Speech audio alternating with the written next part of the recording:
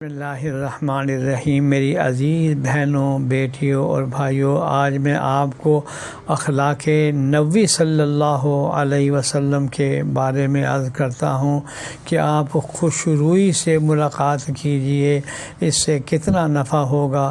سن لیجئے روایت کہ رسول اللہ صلی اللہ علیہ وسلم نے فرمایا، نیکی کے کسی کام کو حقیر نہ سمجھو، اگرچہ نیکی یہی ہو کہ اپنے بھائی سے خوش روئی سے ملو۔ اللہ رب العزت نے رسول اکرم صلی اللہ علیہ وسلم کی ذات اقدس کو ہمارے لیے بہترین نمونہ زندگی قرار دیا۔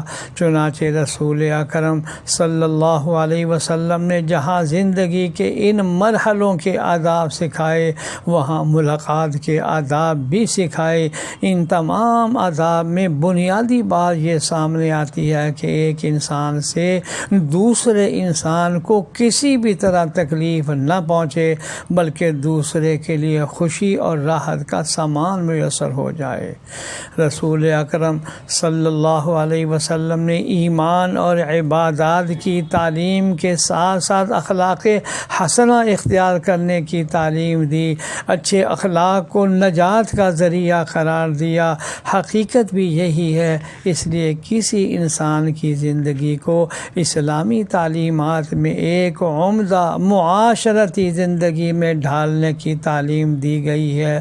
اگر انسان کے اخلاق اچھے ہوں تو اس کی اپنی زندگی بھی قلبی سکون اور خوشگواری کے ساتھ گزرے گی، اور دوسروں کے لیے بھی اس کا وجود رحمت اور سکون کا باعث ہوگا۔ اور اگر کسی کے اخلاق برے ہوں گے تو وہ خود بھی زندگی کے لطف و سرور سے محروم رہتا ہے، اور جن لوگوں سے اس کا واسطہ ہوگا ان کی زندگی بھی بے مزے اور تلخ والی ہو جائیں گی۔ بخاری اور مسلم کی روایت ہے کہ رسول اللہ صلی اللہ علیہ وسلم نے فرمایا، تم میں سے سب سے اچھے وہ لوگ ہیں جن کے اخلاق اچھے ہیں۔ ایک مرتبہ صحابہ کرام نے عرض کیا، یا رسول اللہ صلی اللہ علیہ وسلم، انسان کو جو کچھ عطا کیا جائے اس میں سب سے بہترین چیز کیا ہے؟ تو آپ صلی اللہ علیہ وسلم نے فرمایا، الخلق الحسن، یعنی اچھے اخلاق۔